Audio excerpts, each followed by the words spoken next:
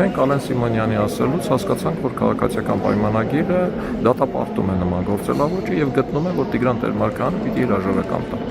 Մենք այդպես չենք գտնում,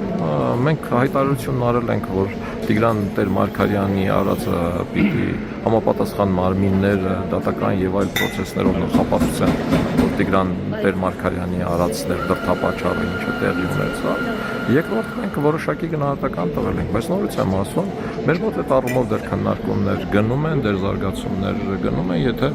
այս պահին որևէ նորություն չկա, եթե որևէ նորություն լինի, կախված քաղաքական իրավիճակներից, կախված կոնկրետ անհատի մոտեցումից Տիգրան Տեր-Մարգարյանի,